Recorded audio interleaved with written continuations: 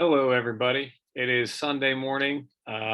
Just got done grading everybody's quizzes. A few of you still have not submitted. So in Skyward, it's going to say 0.01 out of 14. And here in a few minutes on Skyward, I'm going to just bump everybody's grades by 2 points.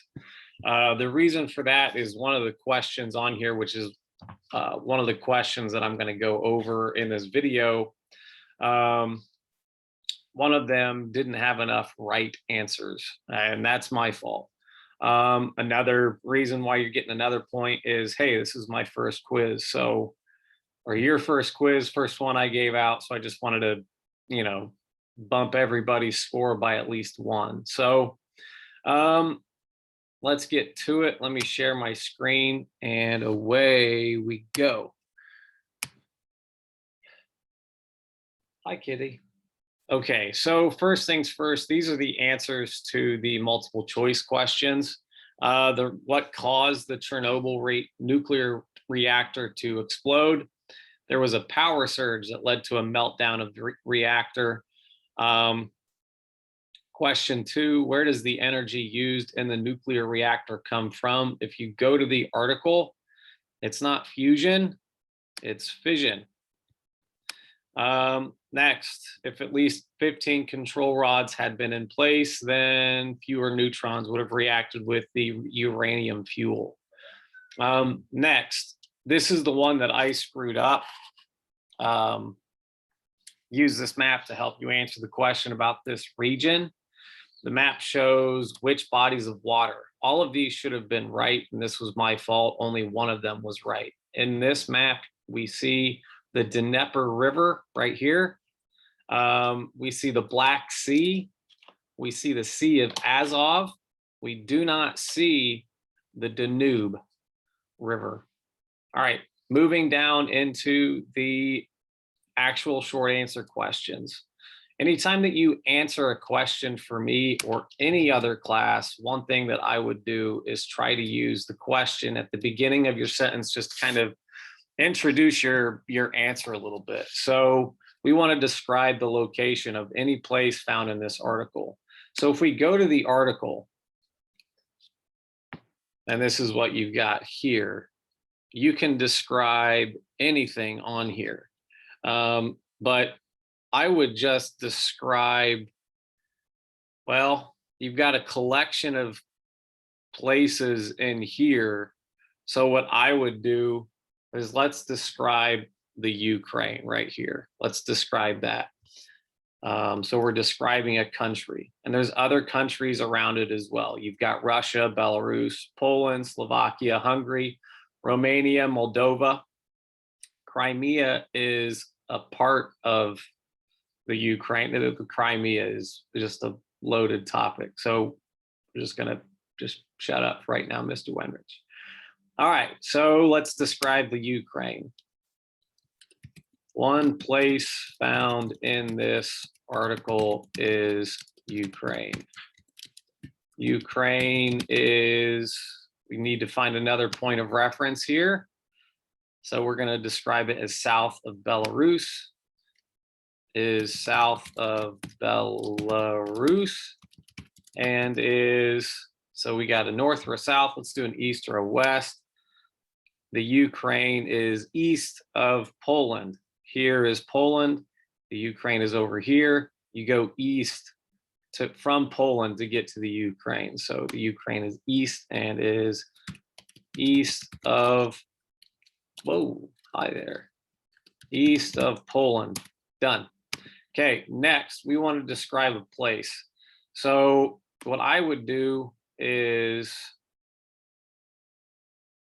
well,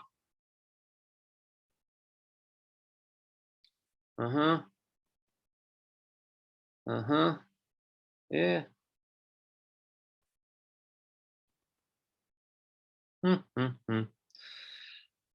Well, lots of places. So,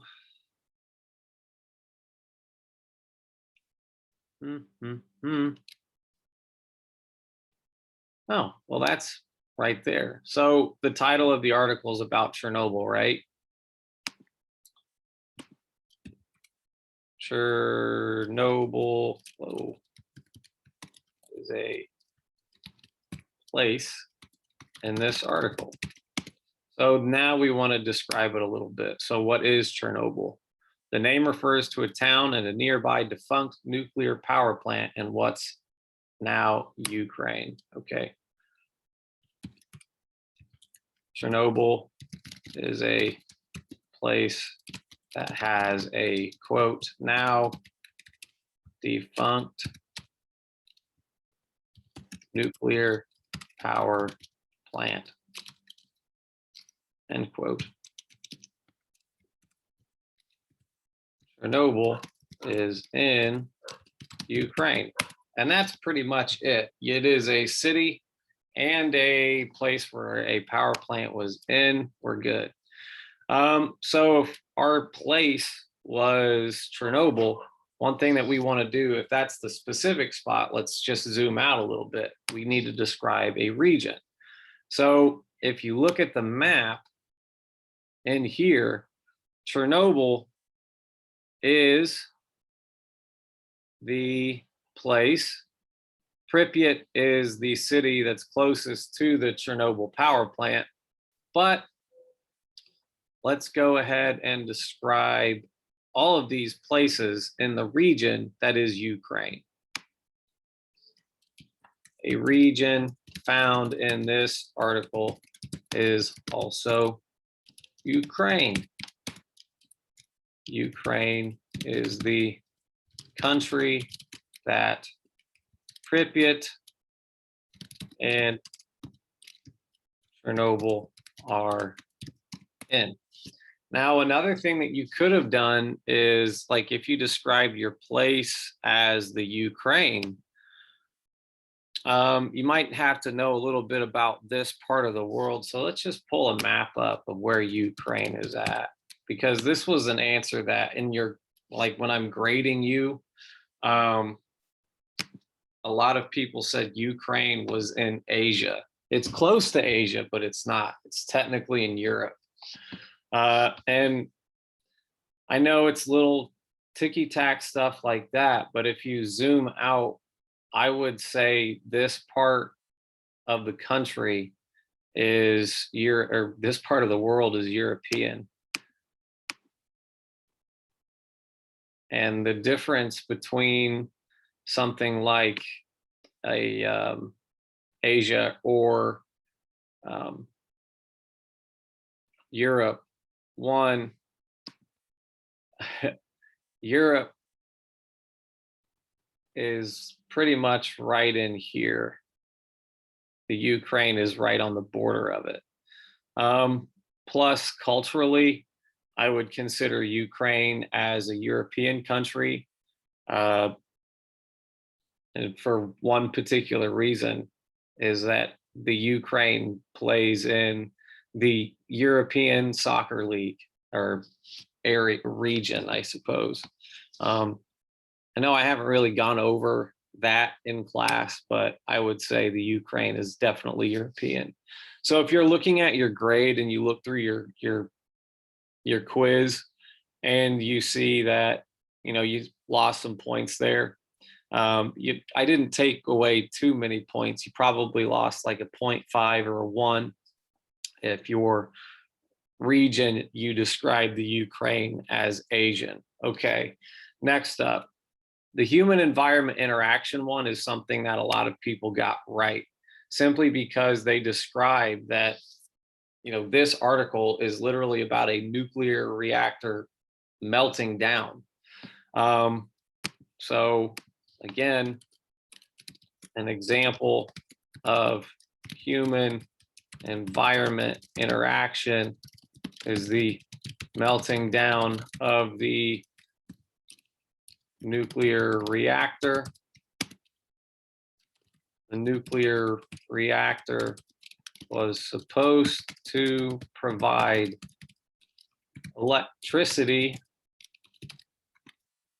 but due to human error, the nuclear reactor turned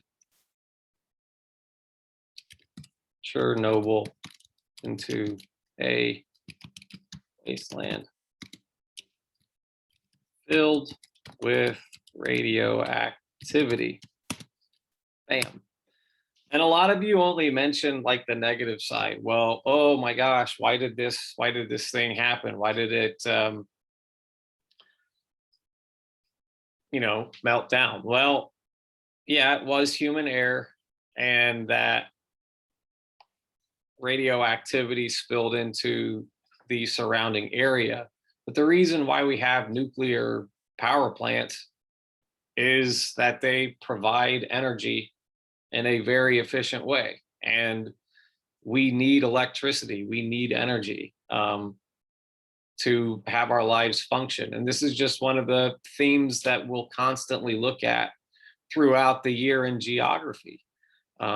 What's the balance look like? What's the difference between manipulating the environment too much and not manipulating the environment enough? Human beings are not going to go back to the Stone Age. We live our lives through technology, through our phones, through computers. Cars have technology. Cars pretty much come from the natural resources found on Earth. The problem with that, and Chernobyl's an example of it, is that when human beings create this technology, there are always issues with technology. And in this case, the nuclear reactor melted down. That's no good. All right, and the last one here is the movement example. Now, a lot of you chose contagious and was like, in your answers, describe something along the lines of the radioactivity spread to people and it was contagious from person to person. No, it's not. The way that the